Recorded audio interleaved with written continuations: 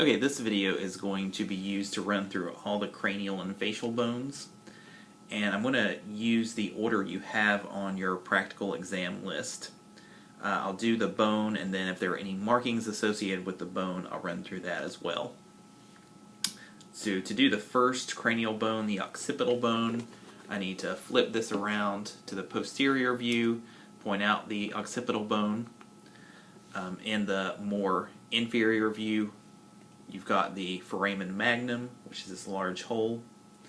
You've got this bump on the very posterior end called the external occipital protuberance.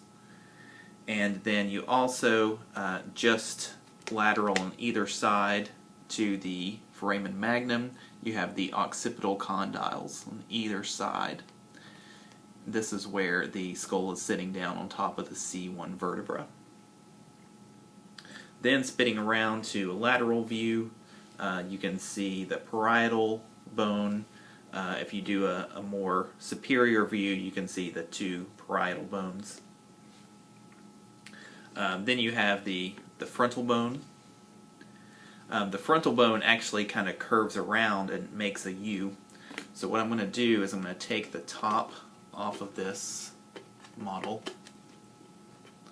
remove the frontal, the parietal part of the occipital bone, and then you can see a feature inside. This is still part of the frontal bone, all of this down in here, and there's a particular feature that is called the cribriform plate, and you see lots of small pores in there.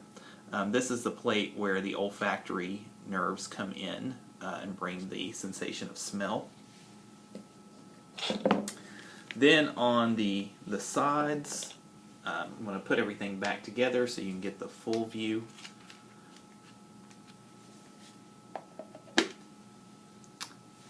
Then we have the temporal bone on the side, and there are several features of the temporal bone. You've got a mastoid process, which is this big rounded bump you see here. You've got a styloid process, which is that small pointy process here. You've got the external acoustic canal, which is this hole here. And then this arch that moves toward the zygomatic bone. The zygomatic bone is this bone here, but the temporal bone has this zygomatic process. So from this orange line, everything back is temporal bone, and this particular piece that juts out is the zygomatic process. Now, to see the other important features of the temporal bone, I have to go back to the inferior view. And what you can see in these larger holes here that I'm pointing out with the pencil, this is the jugular foramen.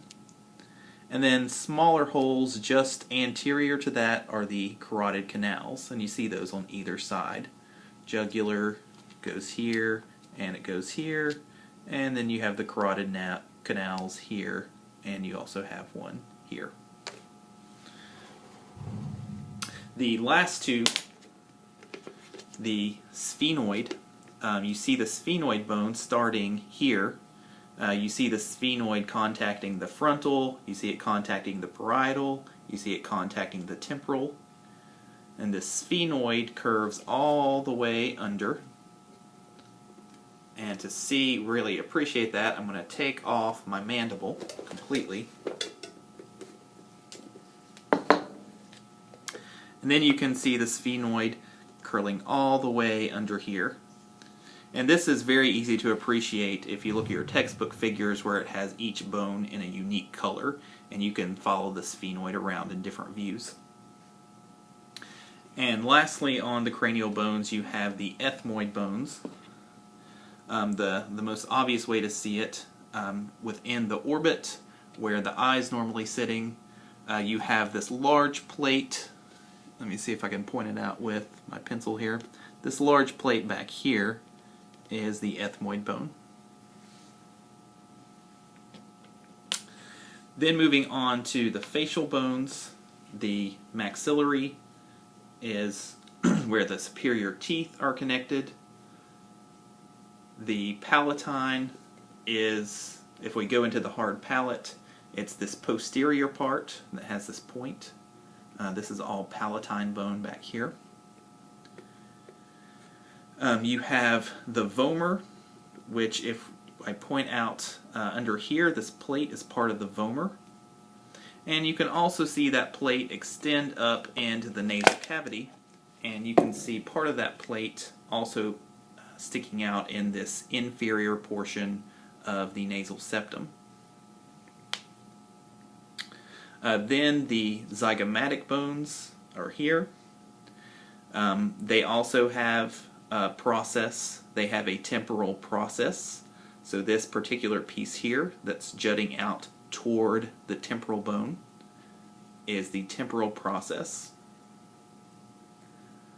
And then the small bones, if you think about the lacrimal glands that make tears for the eyes that we already talked about, we have very small lacrimal bones, which is the small plate here, and you have those on either side.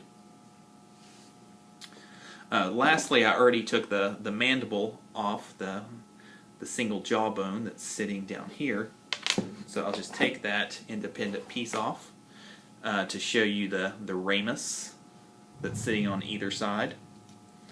There's a mental protuberance. You can see that nice bump sticking out near the midline.